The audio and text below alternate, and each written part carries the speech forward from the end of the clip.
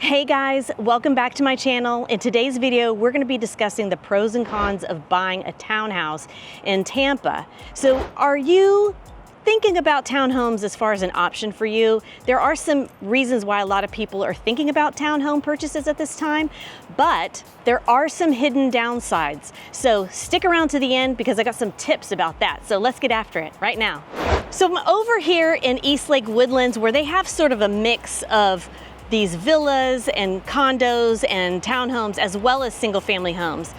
It has a great community, right? So I have a client that just had a purchase over here and she's elderly, so I'm helping her with some vendors that are gonna give her some quotes. So I thought I would take a minute and shoot a little bit of a video because I did this weekend show my client some townhomes that were very affordable, and I thought you might be interested in checking them out. But first, let's talk about the first pro, because that's gonna lead me into the tour that I took her on, right? And we'll pop that up here for you so you can see what they look like. So the very obvious pro that most people think about when they're looking to purchase a townhome, right? Townhome, even a condo, but we're gonna focus primarily on townhomes because they have a very different ownership, legal ownership, and different rules with their HOAs. So again, like I said, stay tuned to the end because I'm gonna talk about that there. But affordability being the main concern for most people, right? Bear with me guys, it might rain and the wind's kicking up, so I had to get under some shelter, so sorry if there's a little bit of an echo. So let's keep going. So pro number one is affordability, and as you can imagine, most people are considering townhomes or looking for that aspect. They want a little bit more affordability. Maybe they're a first-time home buyer. Maybe your budget is restricted. Maybe you're somebody like me who lives alone that doesn't want the maintenance of a big house, right? So a townhome is another great option. And so I had a client that was interested in townhomes this weekend. We toured 2 townhomes and we're gonna show them to you now so you can see what they look like and give you an idea of what townhomes in the Carrollwood, Northdale, and Land O'Lakes area, what you're gonna get. Those to me are some really great communities. They're a little bit more north central Tampa. The neighborhoods are great. I grew up in Carrollwood, like I've mentioned before if you followed me. So anyway, I wanted to show you those 2 townhomes and I wanna know what you think. So in the comments below, let me know what you think. I have a feeling you are all gonna have the same response about the price. So let's talk about it in the comments.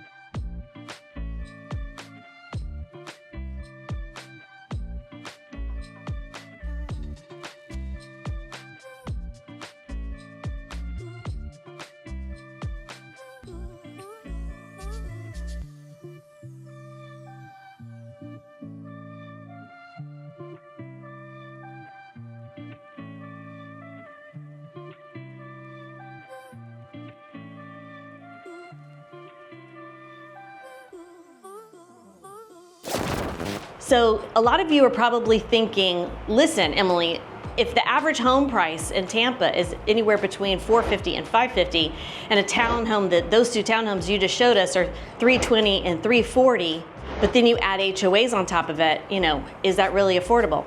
That's the number crunching you're gonna have to do if that's something that you are actively looking at, right? Because sometimes the HOAs, like here, this is East Lake Woodland, and this property that my client just purchased, the HOAs are very, very low. But in my condo, they have gone from $365 last year to $835 this year. So we had a huge jump, nobody's happy about it, and there isn't a lot that we can do about it at this point. So there are things to consider with townhomes because the HOAs might be a little lower, but you will be responsible for the interior and exterior in some cases. And again, hold tight to the end. I'm getting ahead of myself. There's a lot to share with you. That's gonna be at the end. So let's move on to number 2, which is amenities. So my client, she loves to swim. She's right across from the pool now. She loves all the activities that the community provides. She likes that community feel. She likes to know her neighbors. She likes to have conversations with her neighbors. If that's you, then again, townhomes, condos, that sort of thing is going to be something you might want to look into as far as an alternative to a single family home. And you need to find out within the community what are, the shared amenities. Is there a pool? Is there, like here, they have a golf course. They have a country club. My amenities in my condo townhouse area, we have a few amenities, but we don't have half the amenities they have here, and we have like triple the HOAs. So you have to balance that out. And I sort of touched on this, but pro number 3 for most people is that community feel, right? Like if you're someone that is seeking a townhome, maybe you're single, maybe you don't like the idea of living all alone in a house. I get that a lot from a lot of single women that come to me. And again, if that's you, hit me up. I'd love to help you. But you have to really assess whether that is your vibe, right? And so that can definitely be a pro when it comes to buying a townhome. And so I think there are probably some other pros that I haven't touched upon. So if you have some, obviously hit me up in the comments. I'd love to hear from you. But let's talk about the flip side. Let's talk about the cons, because I definitely have some. And I've got, like I said, some of my tips at the end are gonna address that. So let's talk about con number 1, the HOA fees. Now, this is a hot button for me because like I said, my HOAs have just gone up significantly and I didn't really get to control that, right? So most of the time in a townhome situation, you're not gonna have the extreme fees like I have being in a condo per se, because you have a different style of ownership. You actually own the interior and the exterior walls, right? So anything interior is your responsibility, and exterior, usually sometimes the roof, but that again is gonna be a case-by-case basis based on what the community rules are within the HOA, whether they say, hey, no, we actually have more ownership than that, you have to get permission to do X, Y, and Z and of the exterior, blah, blah, blah. That again is what you need to do if you're interested in a certain property. Do that research or have me do it for you. And so typical HOAs in most townhomes around Tampa are gonna be anywhere from 150 to like 400 at the max. And I'm talking about beaches too. So it just depends on the community, it depends on what they're offering, it depends on what they maintain for you. And a lot of times they'll cover trash and water. Sometimes they'll even throw cable or internet in. So sometimes it can off-balance some of your own expenses and just be kind of like a one-stop shop, right? You pay this one HOA fee and it covers all these things that you don't have to worry about every month. Con number 2 is you have shared walls. So in the townhomes that I was showing my client this weekend, I believe both of them, no, one of them was a corner and one of them was an interior. And so, you know, the corner units are obviously more favorable because you don't have to worry about sound and neighbors and that sort of thing. But my condo, again, for a comparison, is brick on brick, which is not normal. So I never hear my neighbors, right? I only hear my neighbors when they're doing some construction, which they're currently doing. Not happy about it, but I'll deal with it. But in a townhome scenario, you still have that same problem, right? It just depends on the structure of the property. And if that's gonna bother you, you need to take that into consideration. And con number 3, you just have limited yard, right? Or no yard at all in some cases. if you're someone that likes to garden or likes to plant vegetables, you know, do your whole organic thing, you're not necessarily going to have a lot of space to do that. In some instances, there might be a screened-in patio with a little bit of space that maybe has a little fence around it, but not a lot. You know, the one property that I showed you, I think it's the first one I showed you from our tour, it had a bigger patio with a beautiful view of the pond versus the other one that had a very small square patio. So you have to know whether you're somebody that needs that outdoor space or not. Most people that go into a townhome, like I mentioned, don't want all that lawn maintenance, so they're willing to sacrifice a little bit. So you got to figure out if that's you. And my last con, until we get to some of my tips, is about, and it's going to lead me into them, is the HOA rules. So, you know, there are some specific HOA rules. Most of them have rules about parking, especially when it comes to parking an RV or a boat or even a storage van kind of things. They'll have restrictions about that, and some of the neighbors could tattle on you about that. And you know, some of them might have different sorts of rules, you know, that may not jive with you. So it's always good to get a list of their rules before you make an offer, which leads me into my tips. So let's jump to that. So one of my tips is that you need to understand the community's ownership rules. And so just because it's a townhome, it does not have the same ownership rules as a condo. Like I mentioned, condos are studs in, the owner's responsibility, and everything exterior, even the roof in a condo, is part of the HOA's maintenance, right? And so with a townhome, not every community is going to be alike. That's why you have to really deep dive into what it is they are going to provide. Do they say, well, you are not responsible for the exterior fascia, but you are responsible for the roof. Like, so it just depends on the rules and the bylaws of that HOA. But in a fee simple ownership, which is technically a townhome, if that's how it's been delineated, you need to understand those ownership rules because it's gonna affect your insurance. Which, now that we're talking about insurance, my other tip is flood insurance.